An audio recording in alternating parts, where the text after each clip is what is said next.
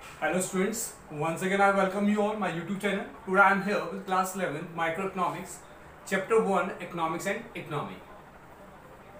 In our last lecture we discussed about the meaning of the microeconomics and macroeconomics and its derivation. Today we are going to discuss about the difference between microeconomics and macroeconomics. So you can see here the meaning or the definition is written here. On the left side we have taken the microeconomics, on the right side we have taken the macroeconomics. And the first point of difference is on the basis of its meaning. It is a branch of economics which studies economic relationships, economic problems and their related solutions in an economy at individual level. तो microeconomics क्या आपका? It is a branch of economics. Economics की branch है which studies the economic problems or economic issues and their solutions. जो economic problem है, economic issues है, उनके बारे में स्टडी करेगा, उनका सोल्यूशन क्या हो सकता है इसके बारे में स्टडी करेगा, but at an individual level. लेकिन किस लेवल पे? इंडिविजुअल लेवल पे. ठीक है ना. इंडिविजुअल लेवल मतलब एक सिंगल यूनिट के बारे में स्टडी करेगा, एक सिंगल कंज्यूमर के बारे में स्टडी करेगा, सिंगल प्रोड्यूसर के बारे में स्टडी करेगा, सिंगल फर्म के बारे में स्टडी करेगा. ठीक है. तो उसे हम क्या बोलेंगे? माइक्रो इकोनॉमिक्स बोलेंगे. Other side macroeconomics. It is branch of economics which study economic relationship, economic problems and their solution in an economy at aggregate level or as a whole. ठीक है, aggregate और as a whole. जो macro economics है ये भी economics की एक branch है जो इकोनॉमिक प्रॉब्लम्स की स्टडी करेगा, इकोनॉमिक इश्यूज की स्टडी करेगा, उनका सोल्यूशन क्या हो सकता है इसके बारे में स्टडी करेगा, but at aggregate level. Aggregate level मतलब टोटल पूरी इकोनॉमी के लिए स्टडी करेगा, किसी एक इंडिविजुअल के लिए स्टडी नहीं करेगा. जबकि हम माइक्रो इकोनॉमिक्स में एक इंडिविजुअल यूनिट की स्टडी करें, लेकिन मैक्रो इकोनॉमिक्स में पूरी इकोनॉमी को लेकर पूरी इकोनॉमी की जो प्रॉब्लम है उसके बारे में स्टडी किया जाएगा. मैंने अभी आपको बताया कि जो माइक्रो इकोनॉमिक्स एक सिंगल कंज्यूमर की प्रॉब्लम का स्टडी करेगा, उसका सोल्यूशन क्या हो सकता है इसके बारे में स्टडी करेगा. लेकिन जो मैक्रो इकोनॉमिक्स है पूरी इकोनॉमी के अंदर जो कंज्यूमर्स है उनकी क्या प्रॉब्लम है, उसका सोल्यूशन क्या हो सकता है उसके बारे में स्टडी करेगा. गेटिंग? ओके. या हम ये भी पूछ सकते हैं कि जो माइक्रो इकोनॉमिक्स है अगर एक फर्म की जो प्रॉब्लम है उसके क्या सोल्यूशंस है उसके बारे में स्टडी कर रहा है. जो मैक्रो इकोनॉमिक्स है पूरी इकोनॉमी के अंदर जो फर्म्स हैं, प्रोड्यूसिंग यूनिट्स हैं, उनकी क्या प्रॉब्लम्स है, उनका क्या सोल्यूशन है उसके बारे में स्टडी करेगा. ठीक है. तो बिल्कुल जो डिफरेंस है दैट इज वेरी क्लियर. जैसे आपका माइक्रो है, माइक्रो के 4 अल्फाबेट्स कॉमन है, MCRO, और यहाँ पे भी MCRO. तो यहाँ पे डिफरेंस किसका है? I का और A का. ठीक है. I means individual, A means aggregate. Getting? तो जो माइक्रो इकोनॉमिक्स है एक इंडिविजुअल यूनिट का स्टडी करेगा, जो कि मैक्रो इकोनॉमिक्स है पूरी इकोनॉमी का स्टडी करेगा, पूरी जितने भी यूनिट्स है उन सारी यूनिट्स का स्टडी करेगा, उनका क्या सोल्यूशन होता है उसके बारे में बताएगा. Okay students, the next second difference is on the basis of the examples. Example के बेस पे हम माइक्रो मैक्रो में डिफरेंस करेंगे. ठीक है. तो examples are written here. The first is demand for a good. एक सिंगल गुड की मार्केट डिमांड कितनी है? Supply of a firm. एक फर्म मार्केट में कितना सप्लाई कर रही है. ठीक. Income of an individual. एक इंडिविजुअल कितना इनकम अर्न कर रहा है. Price of a commodity. एक कमोडिटी का जो मार्केट प्राइस है वो क्या है. तो आपने देख लिया यहाँ पे हम सिंगल गुड की बात करें, सिंगल फर्म की बात करें, इंडिविजुअल की बात कर रहे हैं और कमोडिटी, एक कमोडिटी की बात कर रहे हैं. ठीक है. तो this is the part of the micro economics. On the other side macro economics. इन्हीं से हम उसके एग्जाम्पल सेट कर लेते हैं. Demand for a good. जब एक गुड की डिमांड हो रही है तो उसे हम बोलेंगे माइक्रो इकोनॉमिक्स. ठीक है. When we are talking about the demand for all the goods and services, this is known as the aggregate demand. जब हम सारे गुड्स और सारे सर्विसेज की मांग की टोटल डिमांड के बारे में बात करेंगे तो उसे हम बोलते हैं aggregate demand. Same way supply of firm, कि एक फर्म मार्केट में कितनी सप्लाई कर रही है, और जब हम पूरी इकोनॉमी के अंदर जितनी फर्म्स हैं उनकी सप्लाई की बात करेंगे it is known as the aggregate supply. Income of an individual, एक इंडिविजुअल की कितनी इनकम है, कितना अर्न कर रहा है. ठीक है. When we are talking about the income of all the residents, normal residents of the country, that is known as the national income. जो हम सारे इकोनॉमी के अंदर जितने भी नॉर्मल रेजिडेंट्स हैं जब उनकी टोटल इनकम की बात करेंगे तो उसे हम बोलते हैं national income. Price of a commodity. एक कमोडिटी की प्राइस की बात की जा रही है कि कमोडिटी का प्राइस क्या था, पहले क्या था, अब क्या है, बढ़ा है, कम हुआ है. When we are talking about the price of a commodity, एक सिंगल कमोडिटी की बात हो रही है तो ये part of the micro economics.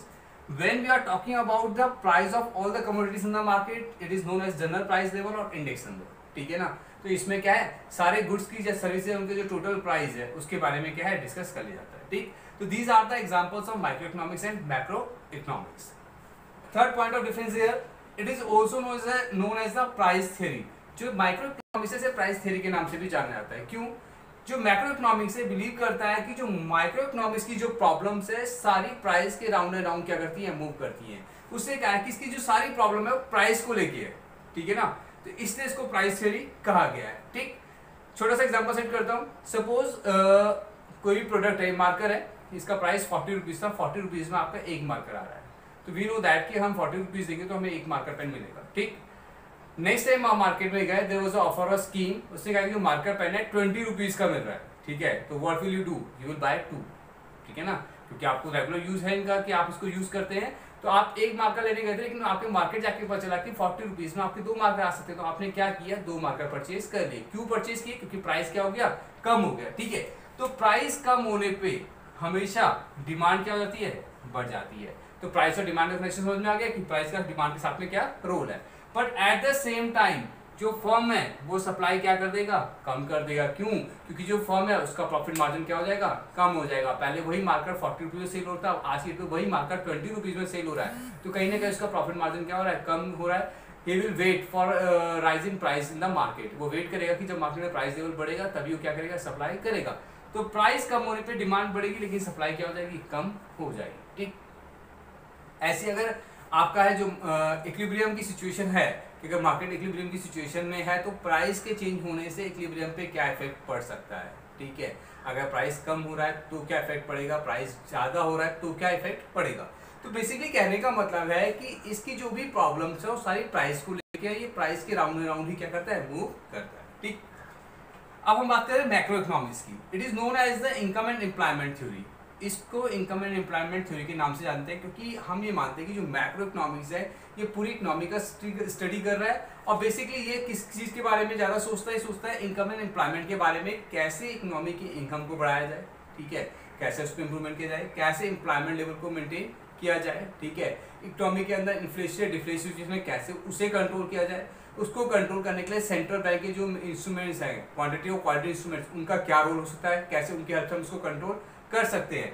तो बेसिकली जो मैक्रो इकोनॉमिक्स है ये पूरी इकोनॉमी के बारे में बात करता है। इसका जो स्पेशल फोकस है वो होता है किस पे, इनकम एंड एम्प्लॉयमेंट जनरेशन के ऊपर, कि कैसे इनकम को बढ़ा सकते हैं, एम्प्लॉयमेंट को बढ़ा सकते हैं। ठीक है, तो इसलिए इसे क्या कहा गया, इनकम एंड एम्प्लॉयमेंट थ्योरी भी कहा गया। Okay okay students, now fourth point is here, it aims to determine price of a commodity और फैक्टर्स ऑफ प्रोडक्शन। जो कमोडिटी है उसके प्राइस क्या होने चाहिए, जो फैक्टर्स ऑफ प्रोडक्शन है उनके प्राइस क्या होने चाहिए।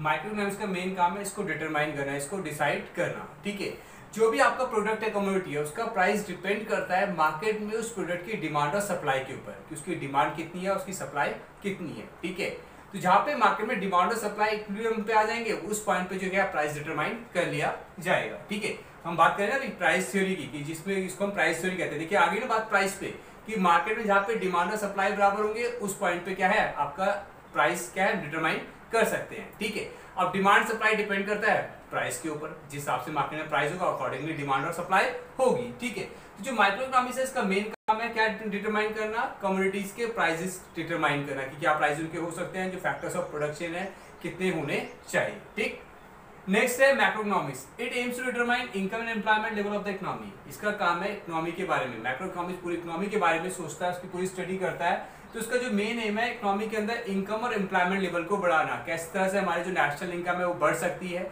कैसे हम उसे बढ़ा सकते हैं, कैसे हम एम्प्लॉयमेंट लेवल को इकोनॉमी के अंदर बढ़ा सकते हैं, उसके लिए क्या हम कर सकते हैं, कैसे इकोनॉमी के अंदर इन्वेस्टमेंट बढ़ेगा। ठीक है, जिससे आउटपुट बढ़ेगा, प्रोडक्शन बढ़ेगा और इनकम लेवल बढ़ेगा। ठीक है, तो मैक्रो इकोनॉमिक्स बेसिकली वर्क करेगा किसके लिए, केवल इनकम और एम्प्लॉयमेंट को ध्यान रखेगा कि उसे इकोनॉमी के अंदर इनकम लेवल और एम्प्लॉयमेंट लेवल को बढ़ाना है। क्योंकि मैक्रो इकोनॉमिक्स डिसाइड करता है कि प्रोडक्ट के प्राइसेस कैसे डिटरमाइन कर सकते हैं, क्या उनके प्राइस होने चाहिए।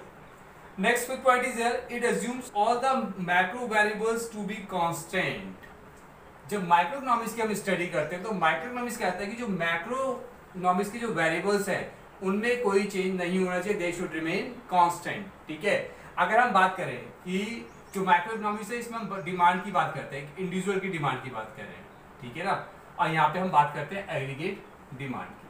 ठीक, अगर हम माइक्रो इकोनॉमिक्स की स्टडी कर रहे हैं तो हमें मान लेना चाहिए कि जो एग्रीगेट डिमांड है उसमें कोई चेंज नहीं होगा, इनकम लेवल में कोई चेंज नहीं होगा, एम्प्लॉयमेंट लेवल में कोई चेंज नहीं होगा, तब हम यहाँ पे उसको क्या कर पाएंगे, स्टडी कर पाएंगे। अगर वहाँ पे लगातार चेंज होते रहेंगे तो स्टडी करना पॉसिबल नहीं होगा, मतलब आप कोई एक कंक्लूजन नहीं निकाल पाएंगे। ठीक है, ऑन द अदर साइड जो मैक्रो इकोनॉमिक्स है it also assume that the micro variables remain constant. कहता है कि जब मैं स्टडी कर रहा हूँ तो माइक्रो इकोनॉमिक्स को साइलेंट बैठना है, इससे बिल्कुल चुपचाप बैठना है, इसमें कोई चेंजेस नहीं होने चाहिए। अगर मैं बात करूं कि हमारी इकोनॉमी की एग्रीगेट डिमांड कितनी है, टोटल डिमांड कितनी है, ठीक है, अगर मैं इसकी स्टडी करने जा रहा हूँ कि एग्रीगेट डिमांड कितनी है इकोनॉमी की, तो मुझे ये मानना पड़ेगा कि माइक्रो इकोनॉमिक्स के अंदर जो डिमांड इंडिविजुअल डिमांड है उसमें कोई चेंज नहीं आना चाहिए, ठीक है।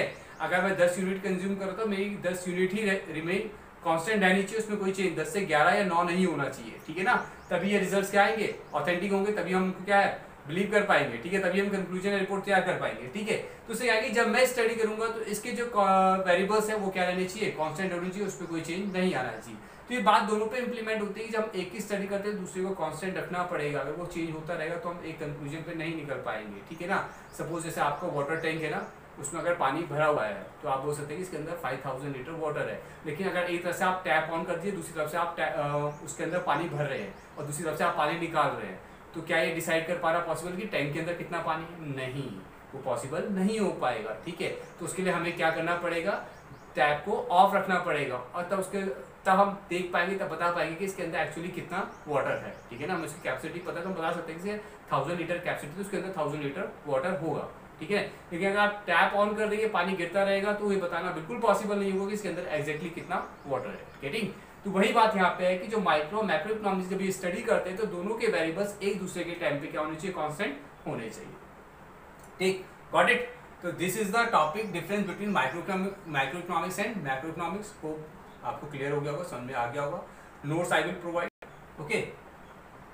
After this we are going to start the next topic.